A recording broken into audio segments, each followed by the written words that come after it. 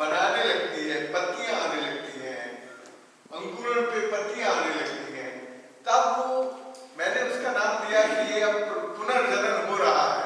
मैंने उसका नाम डेवलपमेंट नहीं दिया।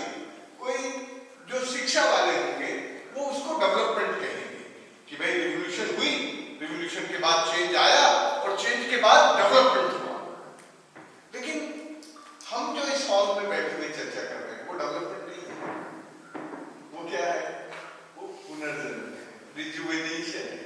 वो आपके अंदर है, जो आप बोल रहे हैं और जो ये रिएक्ट कर रहे हैं वो आपके अंदर ऑलरेडी है, लेकिन उसको बाहर लेके आना, वो हमारे अंदर से बाहर आए। जब वो हमारे अंदर से बाहर आने लगता है तो समझो कि आपके नेतृत्व गुण का पुनर्जन्म होने लगा है। ऐसा नहीं है कि हम अपनी इस चिंतन में से कुछ नया बना रहे हैं, बन नहीं रहा, वो आपके अंदर है, पहले से है।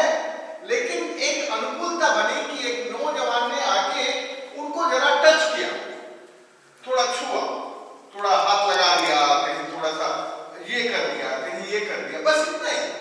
उसमें से क्या होता है? उसमें से वो रिजुनेट होने लगता है, उसमें से उसकी जो प्रक्रिया है वो तेज हो जाती है। इसको हम बहुत सरल भाषा में कहते हैं कि भाई हमारे अंदर जो गुण थे वो गुण अब अंकुरित होने लगे हैं, अब वो गुण बाहर आने लगे हैं।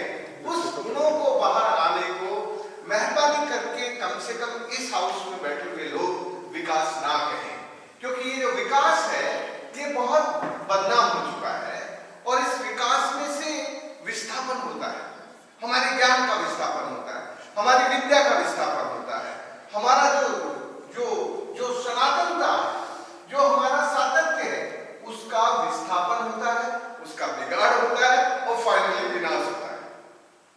तो ये जो विकास शब्द है इसको जरा छोड़ दीजिए। एक शब्द बहुत सरल है जो आपको नया इनोवेशन है, नया इनिशिएटिव है।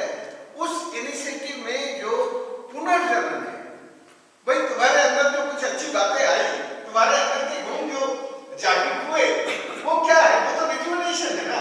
तो आप रिजुवेट हुए, आपके अंदर से जो नेतृत्व था, जो लीडरशिप के गुण थे, जो अपने अंदर की शक्ति थी, वो बाहर आने लगी है।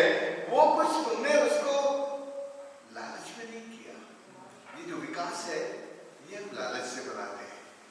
ये जो विकास की प्रोसेस है ये हमारे अंदर का जो लालच है उसको बढ़ाती है। तो तुमने ये जो तुम यहाँ चिंतन मनन कर रहे हो इसमें लालच नहीं है, विकास का लालच नहीं है, ये कुछ बेहतर दुनिया बनाने का, बाढ़ सुखाड़ मुक्ति की युक्ति ढूंढने का इनिशिएटिव है। ये जो दुनिया में क्लाइमेट चेंज और ग्लोबल वार्मिंग की क्राइसिस है, उस क्राइसिस में से हम किस रास्ते से बाहर आ सकते हैं, ये उसका इनोवेशन है। और उस इनोवेशन के लिए जो लीडरशिप चाहिए, जो गुण चाहिए, उन गुणों को कोई छू रहा है, उन गुणों को कुछ निकाल के पकड़ रहा है कि भाई इन गुणों को कहां से पकड़ सकते हैं, कहां से टच कर सकते हैं। जैसे आपका कोई हाथ यहाँ रख दे कंधे पे, गर्दन पे, यहाँ, तो आप बहुत स्ट्रॉन्ग फील करते हैं और आपका जो स्ट्रेस है थोड़ा सा 10%, 20%, 30% तक नीचे आता है। क्या है ये? कुछ उसने तुम्हें दिया तो नहीं ना, केवल उसने यहां से टच किया। उसमें लव भी है, प्यार भी है, उसमें सम्मान भी है और उसमें विद्या भी है। शिक्षा नहीं है, उसमें विद्या है। क्या विद्या है? कि यार अरे खड़ा होना, तो जरा खड़ा प्यार से तुमने एक बार जरा उसके कंधे पे हाथ रख दिया तो जो उसके अंदर था ना वो बाहर आने लगा। हंसी आ गई ना उसको, देखा नहीं तुमने? मैंने नहीं कहा कि तुम हंसो, लेकिन बापू जो है हंसने हाथ लगाते। ये इसको कहते हैं हमारे अंदर की गुणों को बाहर लेके आना। और बाहर लेके आने के लिए एक थोड़ी समझ चाहिए होती है। और समझ होती है वो आपके अंदर की जो चाह है ना, आपके अंदर जो आप करना चाहते हैं, उसको करने का जो अनुभव है, उस अनुभव से जो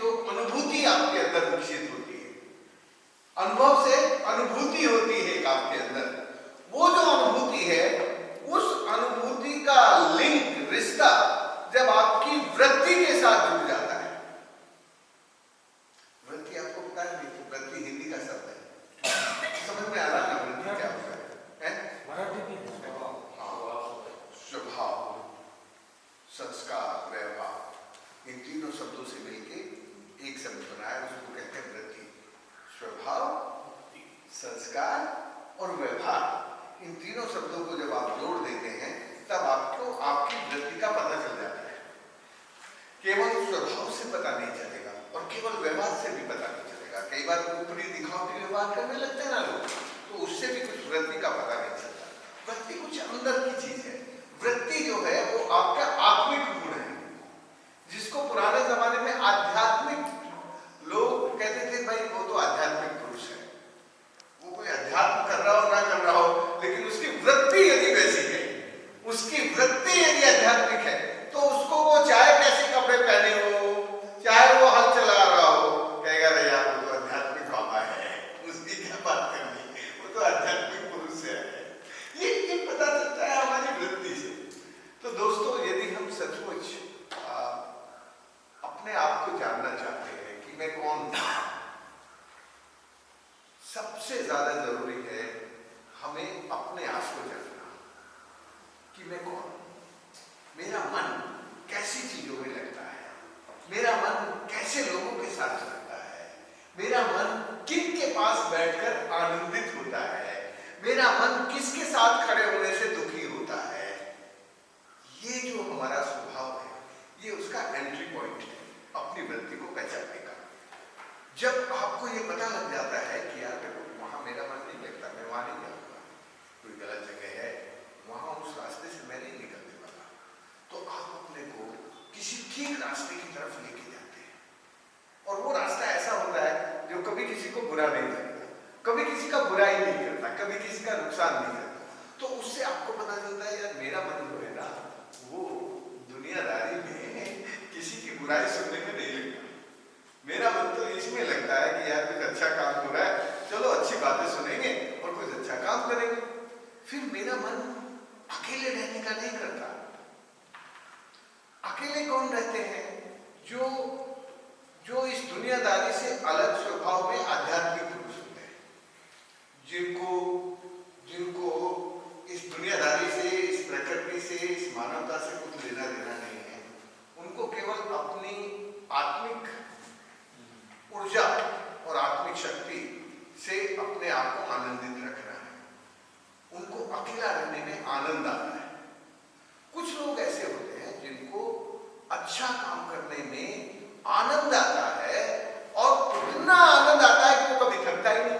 उसको ऐसा लगता ही नहीं कि यार मैं तो कुछ किया ही नहीं मैंने। वो दिन रात लगा रहेगा काम करते करते, लेकिन उसको कोई थकान ही नहीं होगी।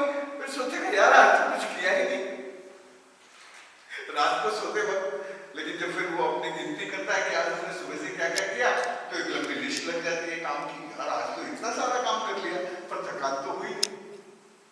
तो कई बार यदि हम ऐसे कामों को अपने सिर पे ले लेते हैं जिनमें हमें बोझ लगता है, जिनमें हमें स्ट्रेस लगता है, जिनमें हमें तनाव लगता है, तो ऐसे कामों को यदि हम अपने आप को नहीं पहचानते हैं, यदि हमें अपनी वृत्ति की पहचान नहीं है, तो हम ऐसे कामों में फंस के स्ट्रेस में जाते हैं, तनाव में जाते हैं, और आप बिना कुछ काम किए थक जाते हैं। जरा ये ढूंढने की जरूरत है कि यार हम थकते काहे में हैं और हमें मजा किस चीज में आता है। यदि आपने ये पता कर लिया कि हमें आनंद किस में आता है, तो आप अपनी वृत्ति को धीरे धीरे ढूंढ लेंगे। तो सामाजिक कार्यकर्ता हो, या वो आध्यात्मिक पुरुष हो, या वो प्रकृति प्रेमी हो, या वो मानवता प्रेमी हो, सबसे पहला गुण है उसको अपने आप को पहचानना कि मैं कौन हूं। मेरी आत्मा और मेरा मन वो क्या कराना चाहता है मुझसे। मन हमारा बहुत तेजी से दौड़ता है। मन की गति इतनी तेज है कि कोई भी हवा मन के साथ दौड़ नहीं सकती। इस दुनिया में कोई गति, कोई प्लेन ऐसा नहीं है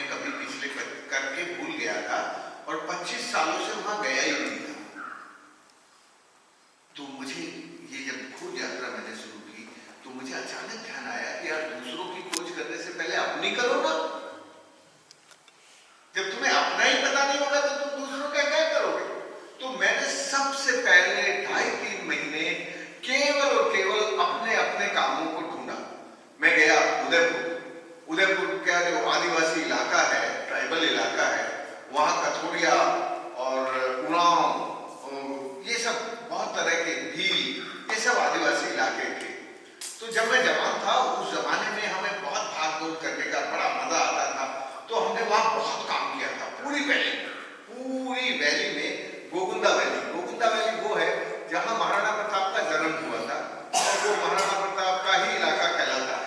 तो वहां के सब ट्राइबल मुझे बुलाने आ गए तो मैं उनके साथ चला गया। तब हम ऐसे ही पकड़ते, अभी भी ऐसे ही पकड़ है, लेकिन तब हम ज्यादा पकड़ते। तो हमने वहां जाके 5-6 साल बहुत काम किए और उस पूरी वैली को पानीदार बना दिया। और फिर वहां से हम कहीं और चले गए, पता नहीं कहां चले गए, चंबल में चले गए थे। वो हम उसको भूल गए अपने महाराणा प्रताप के इलाके को। तो अब अचानक जब मैंने कोई यात्रा शुरू की तो मुझे याद आया क्या जरा हमने उस जमाने में वहां बहुत काम किया था, जरा उसको जाके देखें।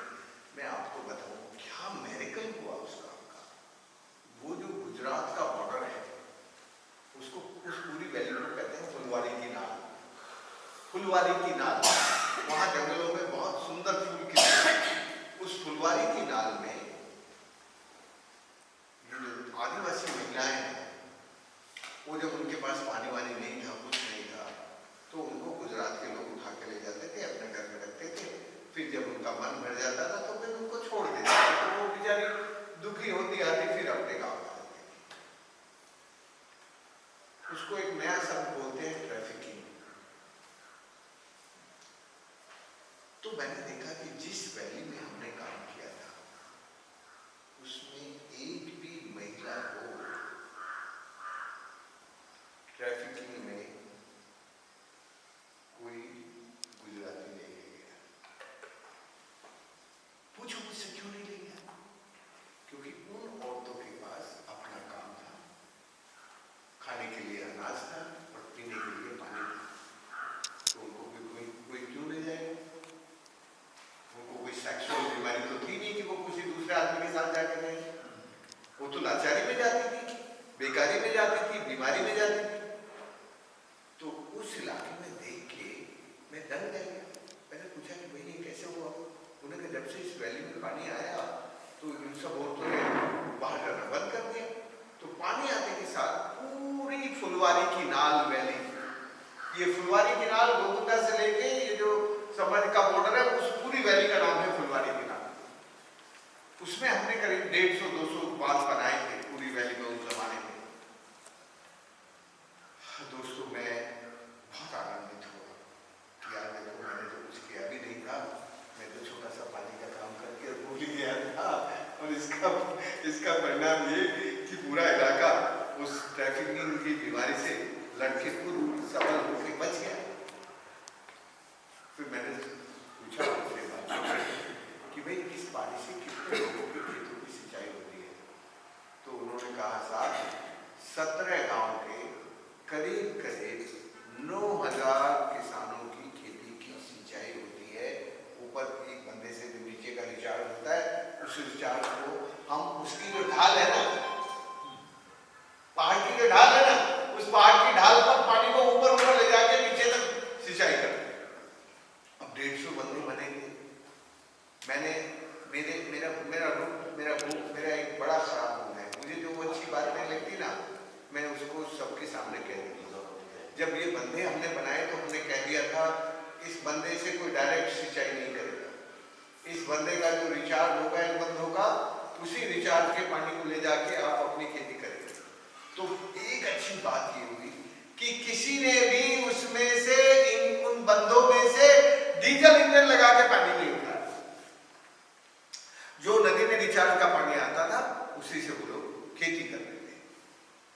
भाई मैं आपसे इतना ही कहूंगा इस वक्त कि मुझे उस जमाने में, जिस जमाने में मैं उनके यहाँ काम करके आया था, मुझे ये सपना नहीं था कि इस काम का इतना बड़ा असर होगा, इतने लोग सत्संग हो जाएंगे, इतने लोगों को पानी मिल जाएगा, इतनी महिलाएं ये जो उनके साथ अन्याय अत्याचार होता है उससे वो अपने आप लड़के जीत जाएंगे। मैंने कुछ नहीं किया, मैंने केवल उस इलाके में पानी का काम किया।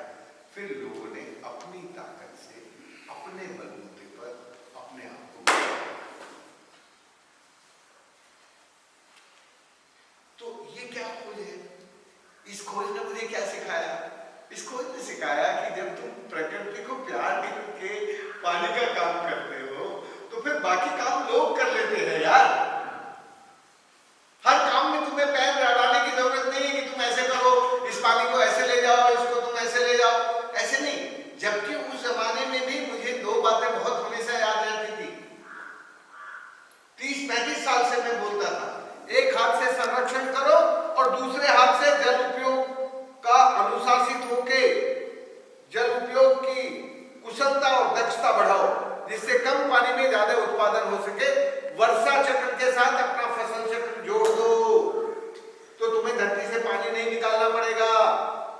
जब वर्षा होती है तब बो, और फिर जो ज्यादातर फसलें बिना सिंचाई के उगाई जा सकती है।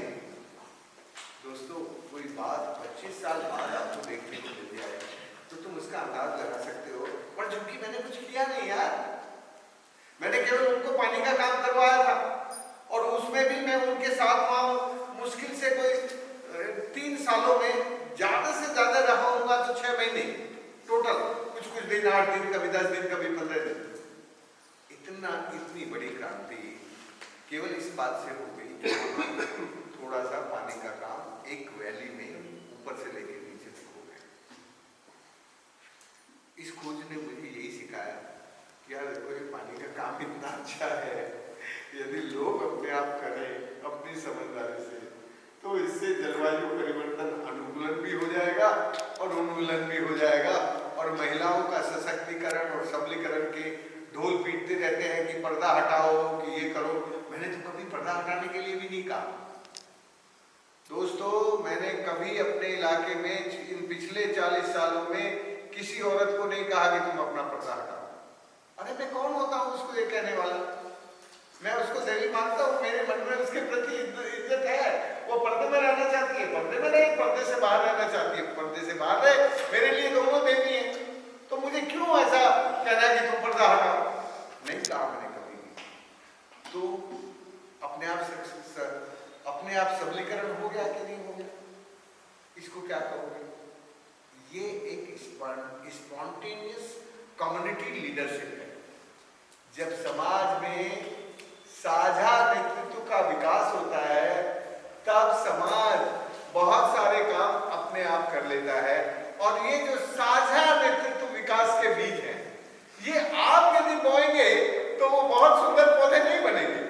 आपको उन बीज को, जो उनके अंदर के बीज हैं, उन बीजों को थोड़ा अंकुरित करने के लिए एटमॉस्फेयर बिल्ड करना है, केवल वातावरण का निर्माण करना है। बीज उनके अंदर हैं, उन बीजों को समझ के उनके अंदर का वातावरण का निर्माण कर दो तो बहुत सारे काम इसमें वो समाज अपने आप करने लगता है। मित्रों मुझे लगता है ये संतोष जी कह रहे थे कि स्वामी जी का वो आना है ना शाम को, तो संतोष कितने बजे वाला और बातचीत सुनने वाला और बातचीत में भागीदार होने वाला, उसमें 2 बातों का बहुत इंपॉर्टेंट गुण है। एक तो है बराबरी, कि वो बराबरी से बात करें, और दूसरी है सादगी, सादगी से बात करें।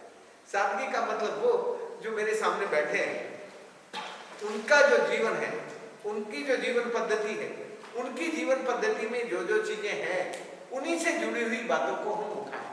हम कुछ बाहर की 7वीं दुनिया की बातें उस वक्त ना लाएं। 7वीं दुनिया की बातें यदि लानी होंगी तो फिर कभी और उसके लिए वातावरण बनाया जाता है। पर जिस वक्त हम नेतृत्व विकास की बात कर रहे हैं तो उनके अंदर जो सीड है, उसी सीड को जर्मिनेट करने के लिए, उसी सीड को अंकुरित करने के लिए हम आपसी में सादगी और समता से अपने आप को जानना। पहले है अपने आप को जानना कि मैं कौन हूं, फिर है यदि मुझे पता चल जाए कि मैं कौन हूं, जो बहुत डिफिकल्ट सवाल है, मैं कौन हूं, यदि इस पर एक्सरसाइज करनी हो तो आज रात को खाना खाने के बाद जरा खाना खाते वक्त बैठो और जरा दिल खोल के बैठो, कुर्सी उर्सी लेके खुले में, और फिर बिना कुछ दिमाग लगाए 1-1, 2-2 मिनट में या आधा मिनट में अपने आप को ढूंढ के बाहर ले आओ, ढूंढ के बाहर ले आओ कि भाई देखो यार, मुझे तो अकेले काम करने में मन लगता है, और जब मैं अकेला काम करता हूँ तो मैं ज्यादा काम कर पाता हूँ।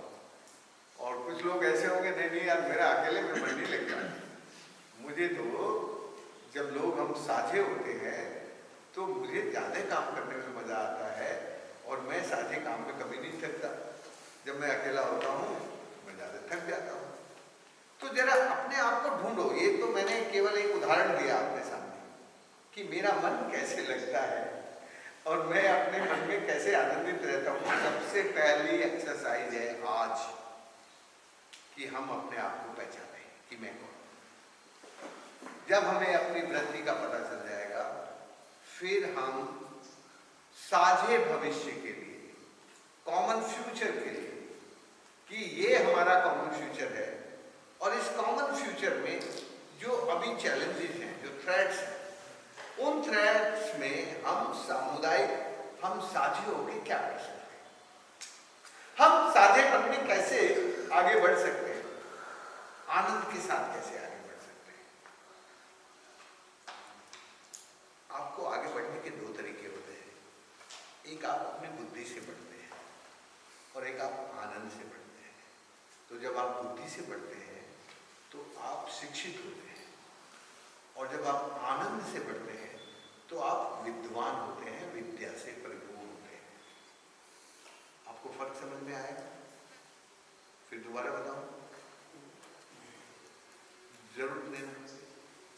तो हम यदि विद्या और शिक्षा, इन दोनों के रिश्ते को समझ लेंगे तो हमें अपनी वृत्ति को और अपने आप को बाहर लाने में बहुत सुविधा हो जाएगी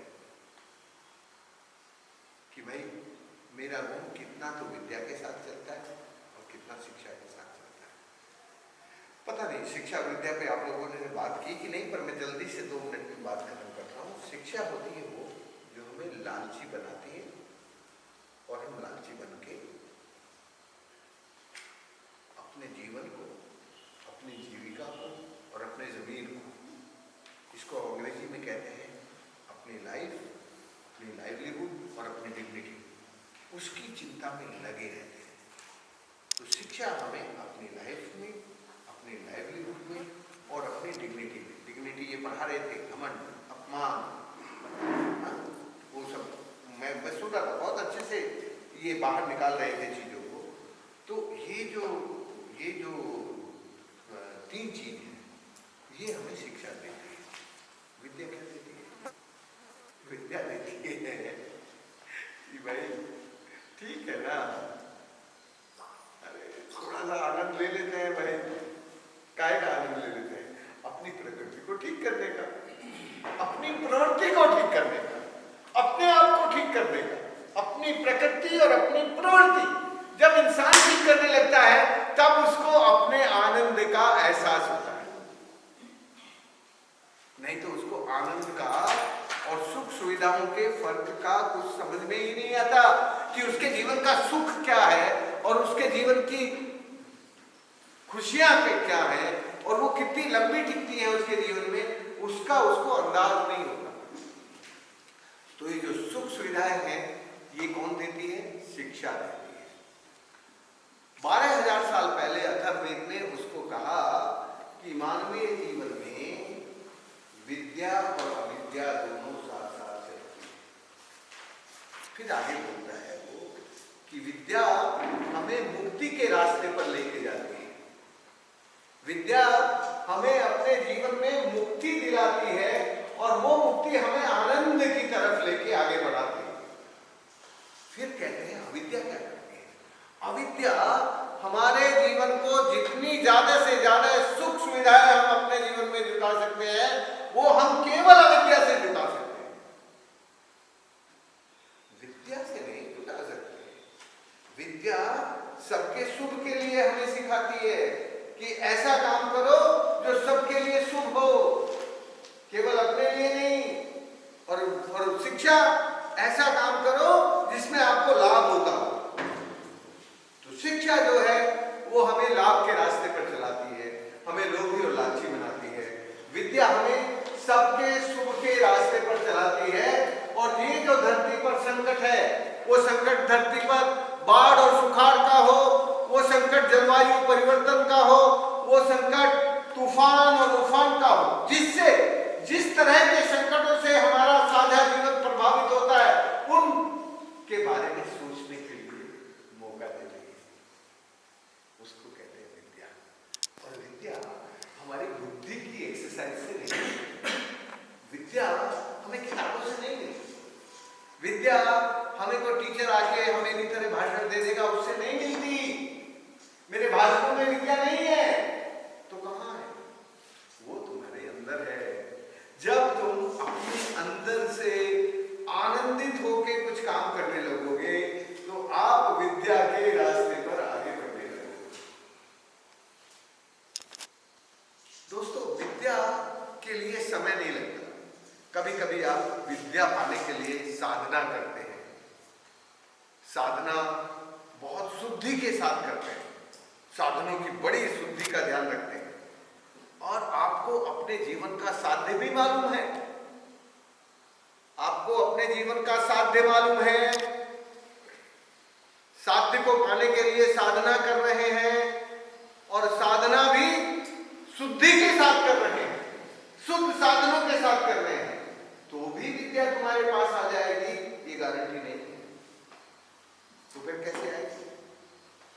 वो आएगी जब आपके अंदर की जिज्ञासा बढ़ती जाएगी, और जिज्ञासा बढ़ती जाएगी तो फिर आपके जो यहाँ पर एक कोई चीज है वो आपकी आत्मा के साथ रिलेट होगी, और फिर कहेंगे अच्छा ये काम कर रहे हैं, इसमें किसी का बुरा नहीं है।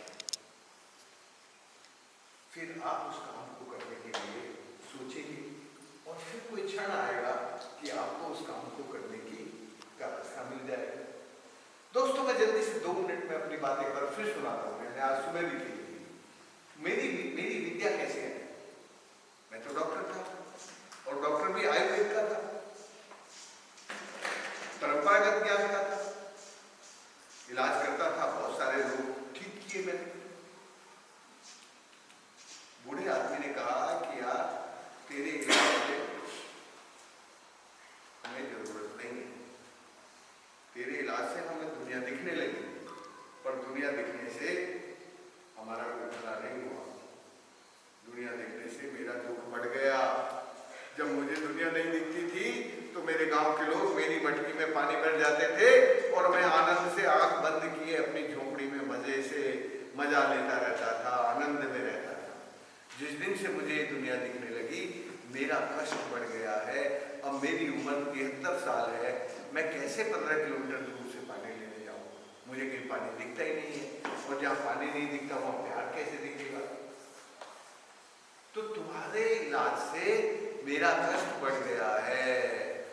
अब मेरी मटकी में कोई पानी नहीं भरता। मुझे चिंता हुई, क्योंकि मुझे तो घमंड हो रहा था ना कि मैंने हजारों लोगों को ठीक कर दिया, यार मैं तो बहुत अच्छा काम कर रहा हूं। और मांगू काका ने मेरा घमंड 1 मिनट में चूर कर दिया। बोला तेरे इलाज से मुझे दुनिया दिखने लगी, पर मेरे दुनिया देखने से मुझे फायदा नहीं हुआ, मेरा तो कष्ट बढ़ गया, मेरा आनंद छिन गया। तो मैंने कहा काका क्या करूं? बोला तू पहले ही दवाई देनी बंद कर, दवाई और पढ़ाई का काम बंद कर दे। तू जब तेरा मन पक्का हो जाए, जब कर दे तो मैं बताऊंगा क्या करना है। तो मैंने कहा काका कितने दिन लगेंगे सीखने में? तब मेरी उम्र 26 साल हो गई थी। बोला 2 दिन में, 2 दिन लागेला, 2 दिन लागेला। उस आदमी के पास शब्द नहीं थे, वो इंजीनियर भी नहीं था, वो साइंटिस्ट भी नहीं था, अनपढ़ आदमी था। तो मैंने कहा काका मैंने दवाई बंद कर दी, और आज के बाद किसी को दवाई नहीं दूंगा। तो बोला कल सुबह दिन निकलने से पहले आ जा। मैं चला गया। उस बूढ़े बाबा ने चमड़े के चरस में बैठा के और 150 फीट गहरे सूखे कुएं में पटक दिया। 5 मिनट बाद बाहर निकाल लिया। काई देखा रहते थे कुएं में। मैंने कहा काका इस कुएं में तो सीधी ऊपर से नीचे तक सड़क है, उसको अंग्रेजी में कहते हैं, जियो हार्डवेयर साइंस में कहते हैं confined vertical fracture. All confined vertical fracture related with aquifer, जो ऊपर के पानी को रिचार्ज करते हैं। तो बोला देख अच्छा पेड़ कहीं अच्छे, तो जहां ऐसे फ्रैक्चर्स होते हैं वहां पेड़ हरे होते हैं और पत्तियां होती हैं पेड़ों पर, और लंबे पेड़ होते हैं। मैंने कहा काका या तो लंबे पेड़। तो उसने मुझे दिन भर में कुल 25 कुएं दिखाए। तो कुछ कुएं ऐसे थे जहां ऐसे फ्रैक्चर उनमें नहीं थे,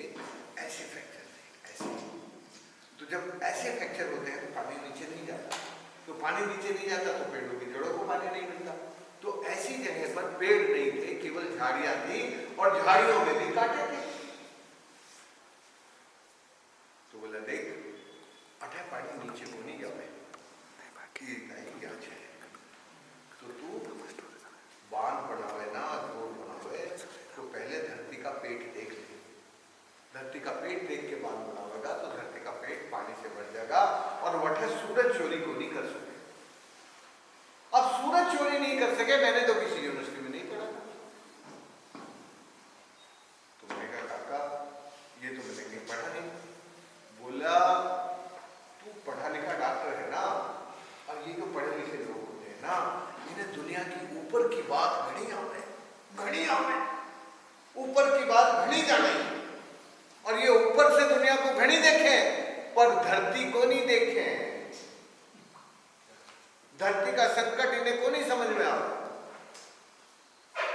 क्या कर रहे एक दिन में सुबह से शाम तक मुझे धरती माता का पेट देखना सिखा दिया और मुझे उसका निष्णात बना दिया। उसको अंग्रेजी में कहते हैं पीएचडी की डिग्री दे दी। वो पीएचडी की डिग्री शिक्षा की नहीं थी। शिक्षा में लेते तो 19 साल लगते हैं। वहां उसने कहा उल्टा बात बना दे यूं कॉन्वेक्स डिजाइन का। मैंने कहा काका यूं बनाने से कहीं फायदा होगा।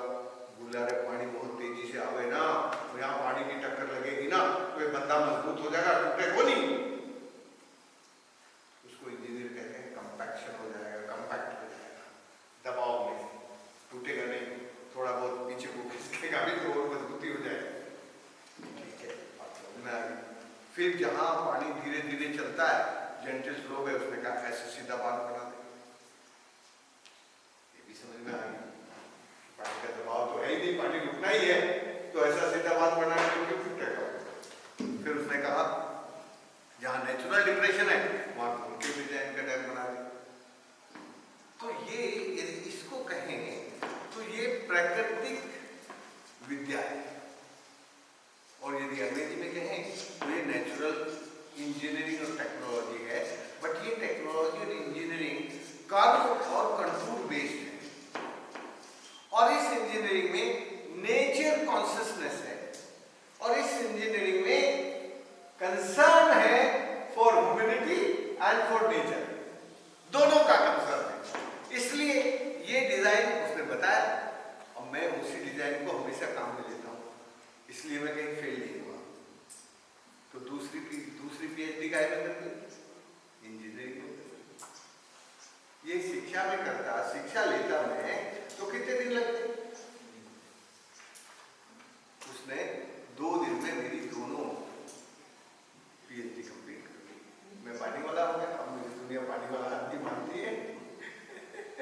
अब दुनिया में यदि सुखाड़ बाढ़ हो तो वो ढूंढ के कहीं से स्टॉकहोम से भी लोग आते हैं, अरे भाई वो राजेंद्र सिंह ने धरती पे काम किया, चलो जरा उसका काम लेके आए। अभी ईरान के लोग आए 5-6 दिन पहले, जर्मनी के आए, कहां से पूरी दुनिया से आते हैं। जर्मनी में खूब पानी बरसता है, पर वो भी कह रहे हैं कि भाई इस साल हमारे यहाँ सूखा भी पड़ गया और बाढ़ भी आ गई, दोनों ही चीज आ गई। तो आपका जो मॉडल है वो आपके हमारी सरकार ने कहा है कि वो जरा उस पर फिल्म बनाओ। तो अभी जर्मनी की एक टीम मेरे ख्याल 10-12 दिन से वहां पड़ी है। वहां हमारे जर्मन के डाकू में कर तुम तो देख के आए, वो फिल्म बनाते हैं कि भाई डाकुओं को भी इन्होंने बंदूक छुड़वा के और एक इलाके को पानीदार बना दिया। तो मुझे लगता है कि ये जो विश्वास है, ये विश्वास जब लोगों के मन में आता है तो विश्वास कैसे आता है इसको समझने की जरूरत है। विश्वास आता है जब लोगों का अंदर का एहसास जगने लगता है। अभी मैं आपसे कह रहा था ना, व्यक्ति को पहचान लो, तो जब व्यक्ति पहचानते तब एहसास का बोध होने लगता है। तब जैसे मैंने तुमसे कहा ना कि यार एहसास करो तुम्हारी वृत्ति कैसी है। जब तुम्हें अपनी वृत्ति का एहसास हो जाएगा तो तुम्हें आभास हो जाएगा कि अब मैं अपने जीवन में ये ही अच्छा काम करूंगा, मुझे इसी काम में आनंद आता है, अब मैं कुछ और चक्कर में नहीं पड़ने वाला, अब तो मैं आनंद के रास्ते पे चलूंगा। लेकिन ये एहसास के बिना नहीं होता है। आपको अपने अंदर के एहसास से ही आपको अपनी वृत्ति का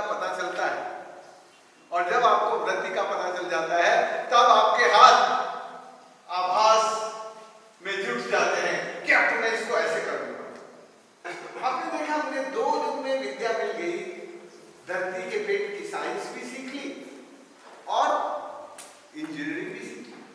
उसके अलावा तो मैं किसी स्कूल में पढ़ने नहीं गया, किसी स्कूल में नहीं गया आज तक। लेकिन ये क्यों हुआ? मुझे क्यों हुआ? मुझे इसलिए हुआ कि मेरे नौकरी करने की जिज्ञासा थी, मैं करना चाहता था। इसलिए मैंने जो मुझे करना था वही पकड़ लिया, जो मुझे नहीं करना था वो छोड़ दिया। मैंने पढ़ाई के बाद किया, छोड़ दिया। मुझसे मुझे कोई नहीं जानता कि मैं आयुर्वेद का वैद्य हूं, और मैं इलाज करता था, और मैं सरकार में भी ये काम करता था। कोई नहीं जानता। कौन जानता है? पानी वाला बाबा जानते हैं, क्या वो पानी वाला बाबा है। तो इसलिए मेरा कहना यह है कि यदि आपको अंदर के अपने नेतृत्व को ढूंढना है, अपनी लीडरशिप के गुण को ढूंढना है, तो सबसे पहले आपको अपने रियलाइजेशन का पता लगाना, फिर उसको इंटरलाइज करना, और फिर अपनी वृत्ति को पकड़ लेना, और फिर अपनी वृत्ति के अनुरूप अपने आनंद के लिए काम में जुट जाना। यही हमारे जीवन का साध्य है, यही हमारी साधना है, और यही हमारे जीवन के आनंदमय साधन है। बस मुझे आज अभी में चोट मार दी तो बात समझ में आ गई, उसमें सत्ता भी समझ में आ गई और साधना भी समझ में आ गई। ऐसे ही होता है, समाज जब तैयार होना तब तुम कुछ उससे बात करोगे तो डिसीजन मेकिंग प्रोसेस सही दिशा में आगे बढ़ेगी।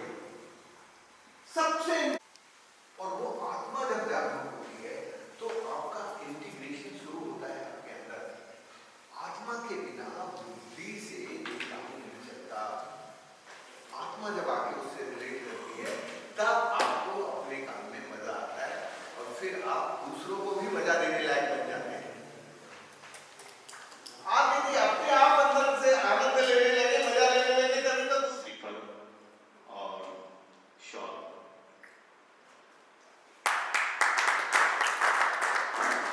कुछ और श्रीफल देकर स्वागत है।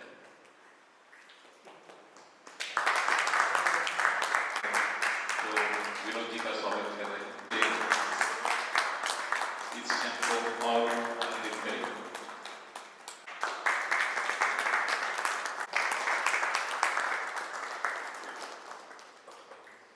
हम कर रहे हैं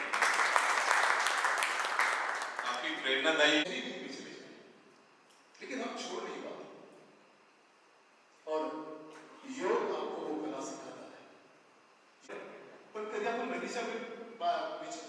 नदी के बारे में कभी सोचा है इससे क्या हो सकता है? और ये विचार आप लोगों के मन में आ रहा है, और ये बड़ी बात इसलिए है कारण एक विचार ऐसे ही नहीं आता, कुछ ना कुछ आपके भीतर ऐसा है जो उसके साथ जुड़ा है, जो पहले से ही हम थोड़ी देर पहले चर्चा कर रहे थे, वो बीज आपके भीतर है, और आप वो बीज को बाहर लाने का काम भगवान ने चुना है, कारण आप भगवान के चुने हुए लोग हैं। लेकिन योग जब बात करता है अपने आप को जानने की, तब वो जानना चाहता है कि वास्तव में मैं कौन हूं, मेरा अस्तित्व क्या है, मैं किस लिए आया हूं, मतलब क्यों आया हूं, और मुझे कहां जाना है। इन सवालों के जवाब योग आपको देता है। लेकिन जो जवाब मिलते हैं उन जवाबों से आपका सेटिस्फेक्शन नहीं होता, और उसकी प्रक्रिया आपको योग सिखाता है। और मन यानी मन मना था आपने क्या? मन मुझे क्या? अदृश्य शक्ति से अदृश्य शक्ति और भावना, फीलिंग्स, इमोशंस, और मन एक दर्पण है, और संकल्प विकल्प करणारी यंत्रणा। हाँ, संकल्प विकल्प करणारी यंत्रणा। और तो अगर हम फीलिंग कहें या संकल्प विकल्प जो हमारे मन में चलते हैं, भूत भविष्य में जो विचरण होता है वो सभी होता है विचारों से। तो हम ये कह सकते हैं कि विचार ही बने।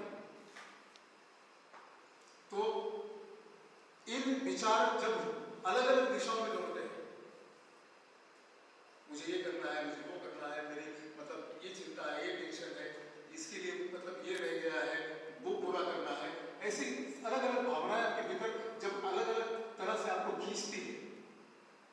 क्या अनुभव में आता है? दुख, टेंशन, कंफ्यूजन, ऐसे ही कुछ भावना पैदा हो जाती है, चिंता है। तो मन का योग यानी मन को एक करना, जो अलग अलग हिस्सों में बटा है उसको एक जगह पर, तो आप मन का योग करते हैं। जब मन एक हो जाता है, जब मन अनेक रूपों में आपको अनुभव में आता है, तब आपको शांति नहीं मिलती है। क्या मन भटक रहा है और आप बिल्कुल शांत हो, पॉइंट पर लेकर आना। और यही तो आपका उद्देश्य थोड़ी देर पहले जो आप बोल रहे थे, अगर मन एक जगह पर आ जाता है कि मुझे यही करना है, मुझे इसमें आनंद आता है, तो मैं बिना किसी रुकावट के आगे बढ़ता जाऊंगा।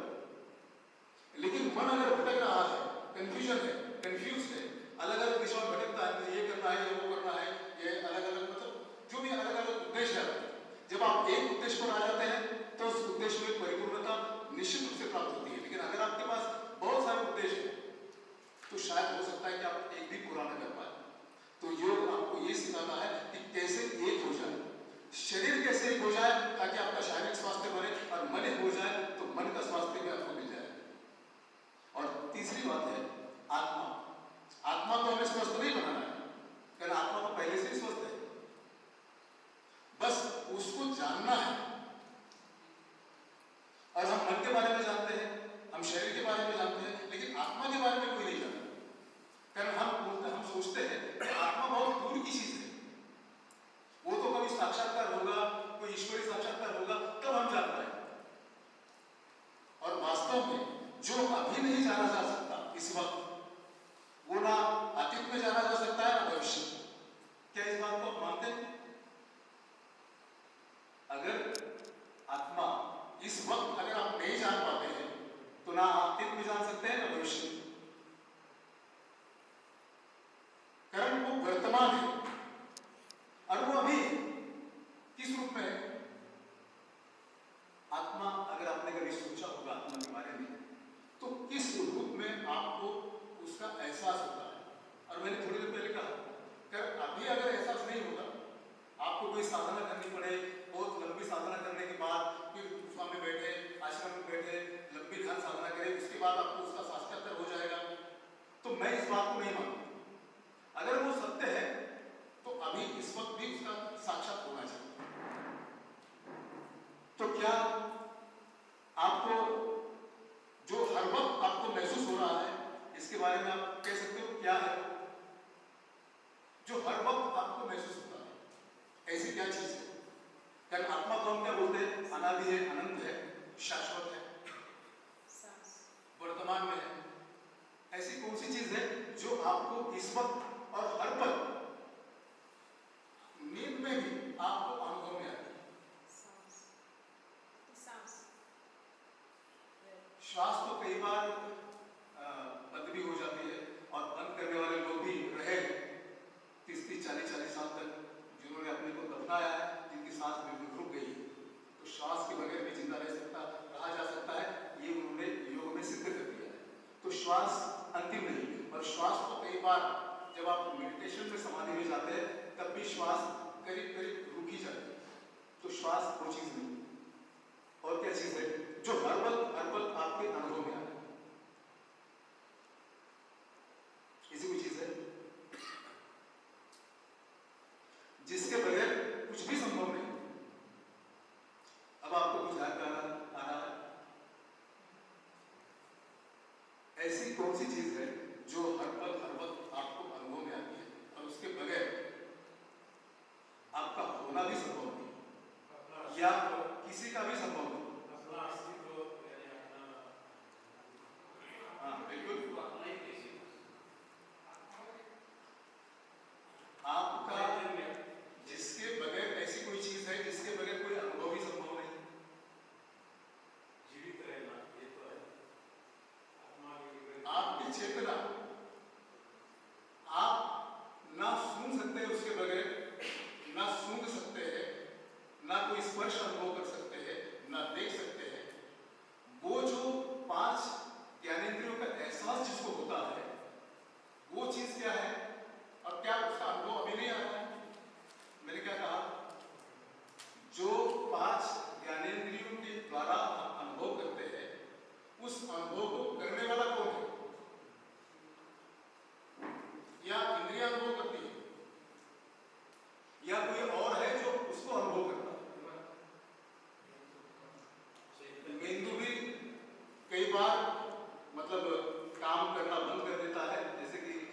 कई चीजें बंद हो जाती है नींद के वक्त, फिर भी हमारा चेतना एक्टिव होती है।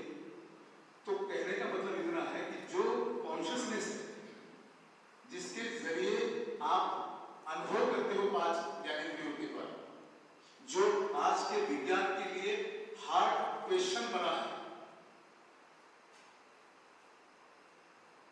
और यही वो चीज है जिसे हम आत्मा बोलते हैं।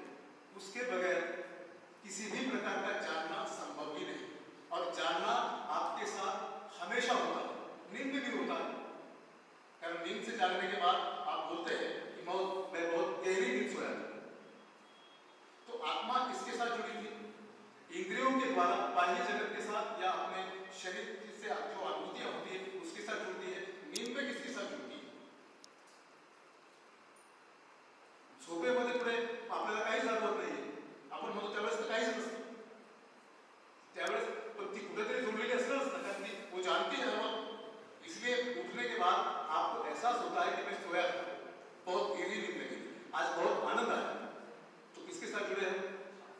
उस वक्त महर्षि पतंजलि कहते हैं अभाव प्रत्यायाम बना निद्रा। उस वक्त हम अभाव के साथ जुड़े थे, मतलब कुछ नहीं के साथ जुड़े थे, इसलिए अनुभव नहीं था। मतलब अगर कोई भी अनुभव आता है, जैसे प्रकाश है, चीजें दिखती है इसलिए अनुभव आता है, प्रकाश नहीं होगा तो आपको चीजें दिखेगी नहीं, आप नहीं कह सकते कि मतलब इसमें ये है वो है वो है। बिल्कुल उसी तरह से नींद में हमें हमारा एहसास अभाव के साथ होता है। अभी ये हम हमेशा मन के साथ जुड़ना, मन के साथ कुछ करना, यही हमें सिखाया गया है। यहां पर हम आत्मा के साथ आप कैसे जुड़े, और इस आत्मशक्ति से मन को अगर नियंत्रित करना है, मन पर अगर नियंत्रण प्राप्त करना है, तो मन से कोई अधिक शक्तिशाली चीज अपने पास होनी आवश्यक है, और वो चीज है आपकी चेतना। आप मुझे अभी थोड़ी देर के लिए हम एक आंख बंद करेंगे, और आपके मन में क्या विचार आ रहा है इसे आपको देखना, अनुभव करना है। आप केंद्रित करें कि मन में विचार, कौन सा विचार आ रहा है, कहां से निर्मित हो रहा है, पहला शब्द कैसे जन्म लेता है।